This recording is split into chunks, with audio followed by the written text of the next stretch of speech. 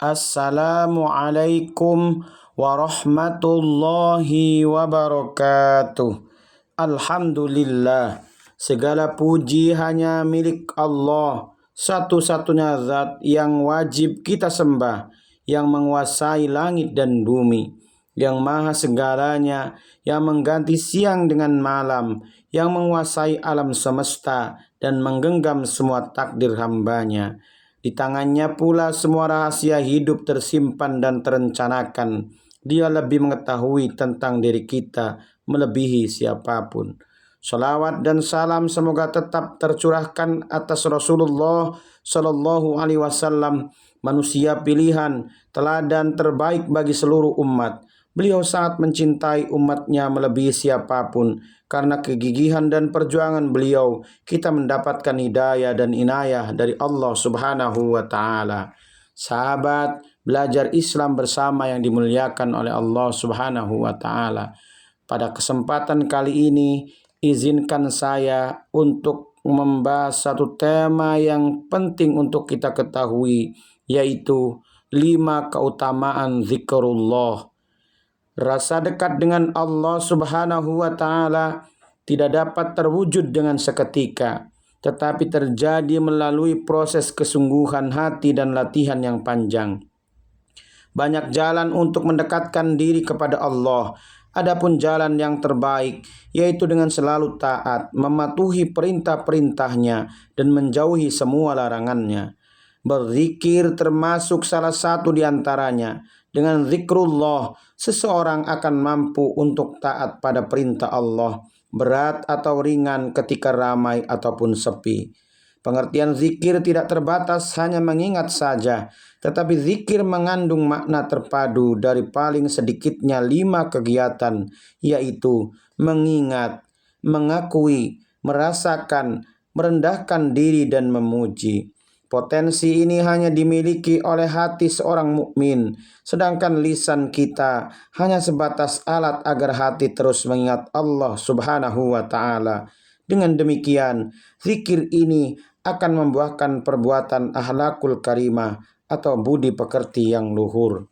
Dalam hadis qudsi disebutkan, ana inda dhanni abdi bi wa ana ma'ahu idza zakarani fa in zakarani fi nafsihi zakartuhu fi nafsi wa in zakarani fi mala'in zakartuhu fi mala'in khairin minhum wa in taqarraba ilayya bi shibrin taqarrabtu ilaihi dhira'an wa in taqarraba ilayya dhira'an taqarrabtu ilaihi ba'an wa in atani yamshi ataituhu harwalatan. Aku selalu menuruti sangkaan hambaku kepadaku, dan aku selalu menyertainya bila ia berzikir kepadaku. Jika ia ingat kepadaku di dalam jiwanya, maka aku pun mengingatnya di dalam zatku. Jika ia ingat kepadaku di tempat ramai, aku pun mengingatnya di tempat ramai yang lebih baik daripadanya. Jika ia mendekat kepadaku sejengkal, aku pun mendekat kepadanya sehasta. Jika ia mendekat kepadaku sehasta, maka aku pun mendekat kepadanya 1 depa. Jika ia datang kepadaku dengan berjalan, aku pun akan datang kepadanya dengan berlari cepat. Hadis riwayat Bukhari Muslim. Dari keterangan di atas, kita akan mengetahui bahwa zikir mengandung beberapa keutamaan, di antaranya sebagai berikut. Yang pertama, berzikir akan membukakan pintu ampunan dan rahmat Allah Subhanahu wa Ta'ala. Dalam firman Allah Subhanahu wa Ta'ala, yaitu Quran surat Al-Ahzab ayat 41 sampai 43, yang artinya, hai orang-orang yang beriman, berzikirlah dengan menyebut nama Allah, zikir yang sebanyak-banyaknya, dan bertasbihlah kepadanya di waktu pagi dan petang.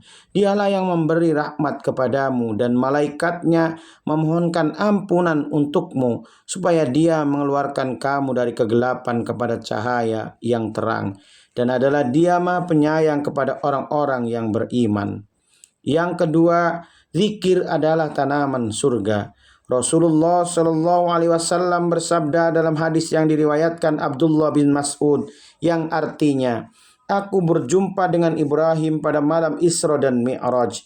Lalu ia berkata, Wahai Muhammad, sampaikanlah salamku kepada umatmu dan beritahulah mereka bahwa surga memiliki tanaman yang subur dan air yang segar. Surga itu tanah yang datar dan tanamannya adalah zikir. Subhanallah, la ilaha illallah, dan Allahu Akbar. Hadis riwayat Tirmizi. Sahabat semuanya yang dimuliakan oleh Allah Subhanahu wa taala. Yang ketiga, zikir menjadi cahaya penerang bagi yang berzikir di dunia, di alam kubur dan di akhirat. Zikir akan meneranginya di sirat. Tidaklah hati dan kuburan memiliki cahaya seperti cahaya zikrullah.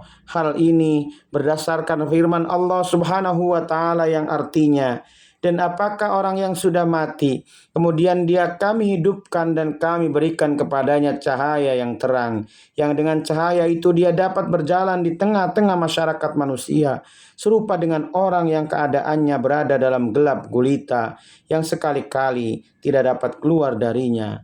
Quran Surat Al-An'am ayat 122. Yang keempat, sahabat semuanya, zikir menjadi sebab diperolehnya sholawat dari Allah dan malaikatnya.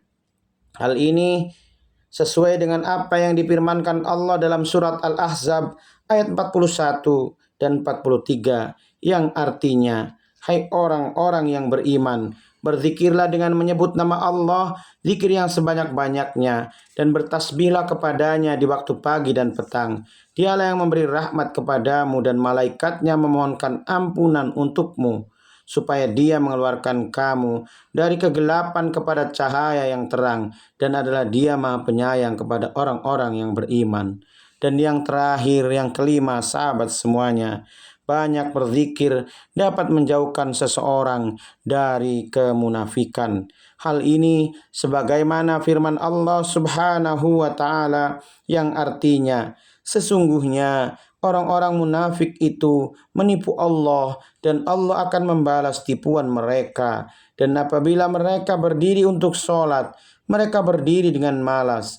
Mereka bermaksud ria dengan sholat di hadapan manusia, dan tidaklah mereka menyebut nama Allah kecuali sedikit sekali. Quran Surat An-Nisa ayat 142. Itulah sahabat semuanya beberapa keutamaan zikrullah.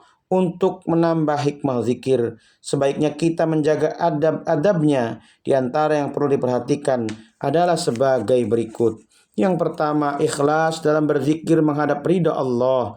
Dua, berzikir dengan zikir dan wirid yang telah dicontohkan Rasulullah Shallallahu Alaihi Wasallam, karena zikir adalah ibadah. Yang ketiga, memahami maknanya dan khusyuk dalam melakukannya. Dan yang keempat, sahabat semuanya, memperhatikan 7 adab yang telah dijelaskan Allah dalam firman-Nya, yang artinya, dan sebutlah nama Rabbmu dalam hatimu dengan merendahkan diri dan rasa takut, dan dengan tidak mengeraskan suara di waktu pagi dan petang, dan janganlah kamu termasuk orang-orang yang lalai. Quran Surat Al-A'raf ayat 20. Ayat yang mulia ini menunjukkan 7 adab penting dalam berzikir, yaitu yang pertama, zikir dilakukan dalam hati karena hal itu lebih dekat kepada ikhlas. 2, dilakukan dengan merendahkan diri agar terwujud sikap penyembahan yang sempurna kepada Allah. 3, dilakukan dengan rasa takut dari siksaan Allah akibat kelalaian dalam beramal dan tidak diterimanya zikir tersebut.